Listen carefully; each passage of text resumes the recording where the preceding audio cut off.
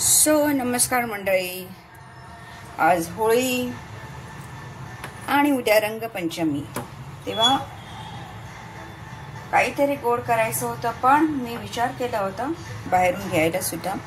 तेव्हा आज शाळेतनं आल्यानंतर मी पटकन चणा डाळ भिजत घातली आणि थोड्याशा पोळ्या करायच्या असं ठरवलं। माझी मोठी बहीण सुद्धा फार छान पोळ्या बनवते, पण मला तशा जमत नाही। बट एनीहाव पुढे आज विचार केला आज की आपण ट्राय करूया। तेव्हा बघूया आज आपल्या पुरणपोळ्या सक्सेसफुल होतात का। पहिल्यांदाच मी बनवायला जाते, याच्यापूर्वी मी एक दोनदा ट्राय केलं होतं पण सक्सेसफुल झाले नव्हते। सक्सेसफुल म्हणजे पोळी झाली होती पण मऊ लुसलुशीत झाली नव्हती, थोडंसं प्लस मायनस कुठेतरी झालं असेल, पण मी एवढं काही सिरियसली घेतलं नव्हतं। आज पुन्हा मी ट्राय करते। तेव्हा मी जास्त नाही, एक 2 छोट्या आपल्या वाट्या असतात तेवढी मी डाळ भिजत घातली होती, चांगली धुवून स्वच्छ, आणि आता मी ती कुकरला लावते। तर कुकरला आपण आता लावून 4 शिट्या काढून घेऊया।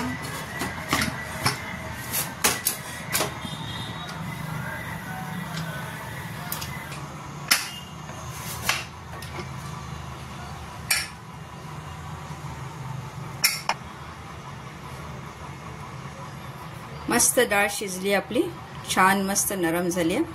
आता आपण हे पाणी काढून घेऊया, ते एका चाळणीमध्ये गाळून घेऊया, म्हणजे अगदी डाळ कोरडी होईल आणि मग त्याला आपल्याला वाटून घेता येईल। आता मी एक पातेला घेतलंय आणि आता ही डाळ मी काढून घेते याच्यामध्ये।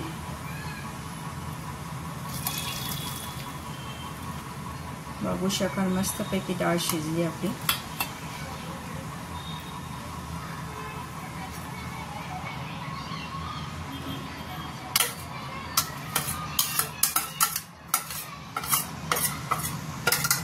खूप छान, अगदी चमचा घातल्याबरोबरच आपली डाळ मोडली जाते, मस्त शिजली आहे, म्हणजे आपल्याला वाटायला काही एवढं त्रास होणार नाही।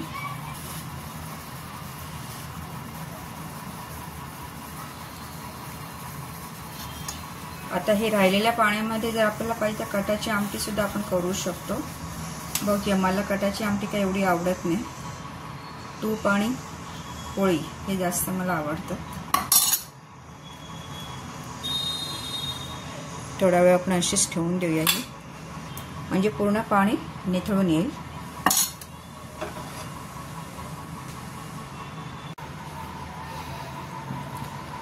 याच्यात आता थोडंसं मी तूप घालणार आहे, पातेलं घेतलं आणि आपली ही जी डाळ होती मस्तपैकी पाणी याचं चांगलं निघून गेले आणि ही डाळ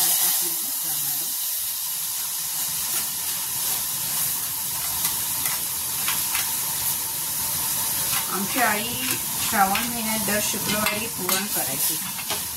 तेव्हा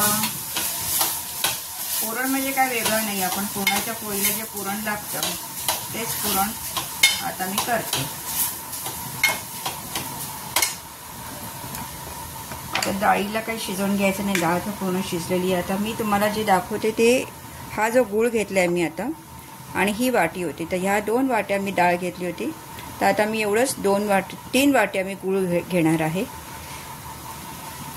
कारण ह्या गुळाला जरा गोडी कमी आहे, त्याच्यामुळे मी भरून जरा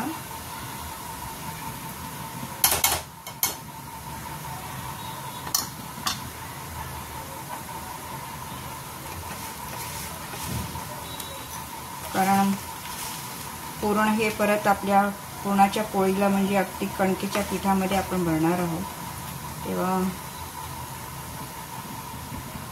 गुळाचा गोडवा चांगला लागला पाहिजे।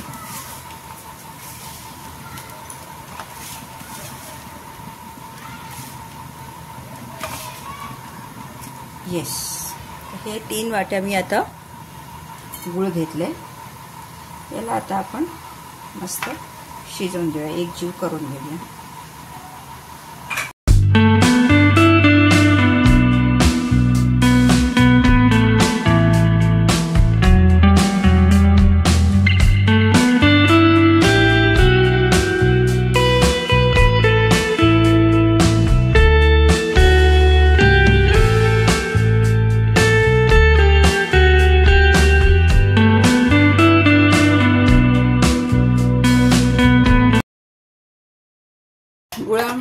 थोडंसं पुरण पातळ झालं, पण त्याचा काही प्रॉब्लेम नाहीये, कारण गुळ विरघळला की थोडासा पातळपणा येईल, पण तेवढंच लगेच तो घट्ट सुद्धा होईल.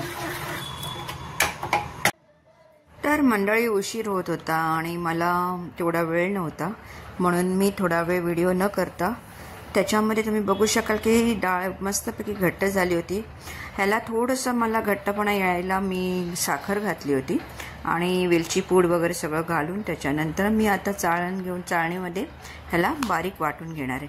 कारण थोडीशीच डाळ असल्यामुळे मला एवढा काही वेळ लागणार नाही आहे. चमच्यानीच मी तिला घोटून घेणार आहे आणि ती पटकन होणार, कारण ती खूप नरम आणि खूप सॉफ्ट झाली होती. तेव्हा पटकन मी चाळणीमध्ये याला आता फक्त चमच्याने घोटून घेणार आहे आणि तुम्ही बघू शकाल की खूप छान, खूप पातळ आणि खूप मस्तपैकी अगदी चाळणीतून ती बारीक वाटली जाते.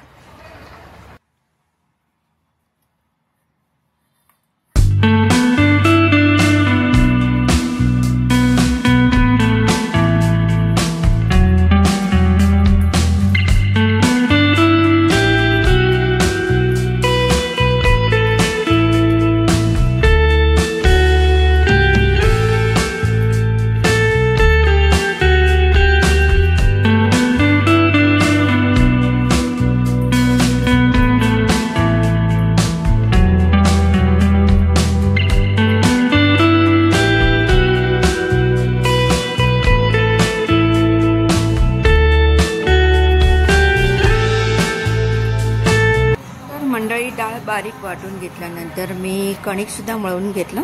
याच्यामध्ये मी 2 वाट्या गव्हाचं पीठ आणि 1 वाटी मैद्याचं पीठ घेतलं आणि मस्त कणिक चांगलं नरम मळून मी थोडा वेळ ठेवून दिलं होतं.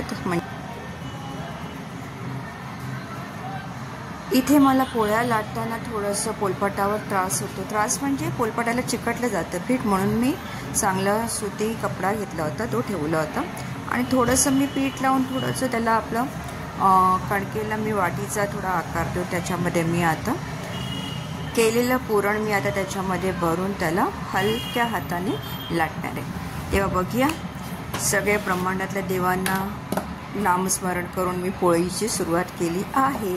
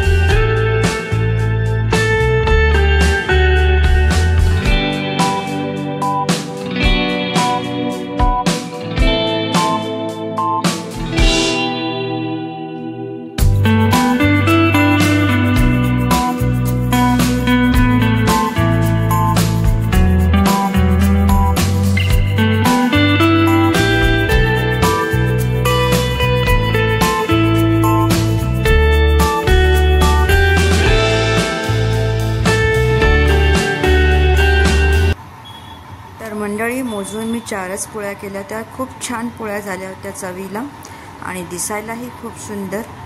तर मला लवकर जायचं होतं, कारण होळी पेटली होती आणि 10:30 वाजून गेले होते.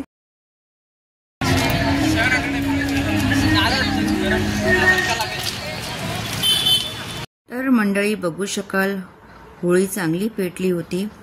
होलिका दहनाचा अग्नी हा अतिशय पवित्र असतो. सर्व वाईट गोष्टी स्वतःमध्ये सामावून चांगली सकारात्मक ऊर्जा, प्रकाश तो सगळ्यांना देतो. याच होलिका दहनाच्या अग्नीत जी वस्तू आपण वाहतो, अर्पण करतो, त्याचा प्रभाव थेट आपल्या जीवनावर आणि जीवनामध्ये मिळणाऱ्या शुभ आणि लाभदायक गोष्टींवर पडतो. तर 12 गावच्या, 12 वेशीच्या, 12 बावडीच्या, 12 नाक्याच्या, 12 देवा महाराजा आज जो शिमग्याचा सण सगळे पोरा टोरा म्हातारे कोतारे मिळून साजरी करत असत त्यांचो तू नेहमी सांभाळ कर आणि काय जी इडा पिडा वाकडा नाकडा असात तर दूर कर रे महाराजा. या होळी सोबत सगळ्यांना मनातलो राग रुसवो फुगो जळान खाक होऊ देत आणि सगळी माणसा माणुसकीने एकमेकांसोबत नांदू देत रे महाराजा. होय महाराजा. सो मंडळी, या पवित्र होळी पौर्णिमेला सर्व वाईट विचार दुःख आणि तणाव जळून जावोत. नवीन ऊर्जा सकारात्मकता आणि समृद्धीचा प्रकाश तुमच्या आयुष्यात पसरू दे. होळी पौर्णिमेच्या तुम्हा सर्वांना मंगलमय शुभेच्छा. माझ्या व्हिडिओला सबस्क्रायबरची भरभराट होऊ दे रे महाराजा. होय महाराजा. धन्यवाद.